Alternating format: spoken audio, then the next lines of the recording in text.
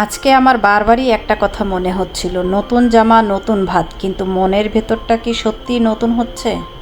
যত দিন যাচ্ছে ততই কি আমরা মানুষ হচ্ছি নাকি আধুনিক রোবট হচ্ছি?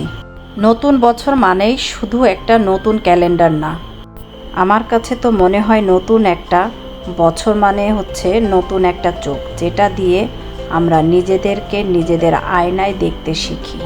জীবনের মূল স্বাদটাই তো ওই সাধারণ জিনিসে লুকানো থাকে। এই পহেলা বৈশাখে চলুন কিছু ভিন্ন চিন্তা করি, ভিন্ন কিছু শিখি, যেটা দিয়ে নিজেরা নিজেদের জীবনকে সুন্দর করে গড়ে তুলতে পারি। আজকের এই চমৎকার পান্তা ভাতের আয়োজন সবাইকে নববর্ষের শুভেচ্ছা জানাচ্ছে নাইস ফাউন্ডেশন। এই আয়োজন শুধু পেট ভরার জন্য নয়, আমার কাছে ভালো লেগেছে আত্মার তৃপ্তির একটা উপলক্ষ মাত্র। মানুষ বদলায় না, এ কথাটা ভুল। মানুষ অবশ্যই বদলায় যদি তার ইচ্ছে শক্তি থাকে। তাই নতুন বছরে নিজেকে প্রশ্ন করুন, আমি কি আগের বছরের মতোই থাকবো নাকি নিজেকে ভাঙবো আর গড়ব? কাউকে ছোট করে নয়, পাশে থেকে বড় করে তোলাটাই হচ্ছে আসল বিজয়। এই নতুন বছরে আমরা কি আরেকটু সহানুভূতিশীল হতে পারি না?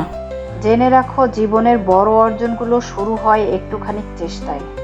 যেমন এই পান্তা ভাত, সহজ সাদামাটা, কিন্তু এতে লুকানো আছে যত্ন, ভালোবাসা আর বাঙালির ঐতিহ্য।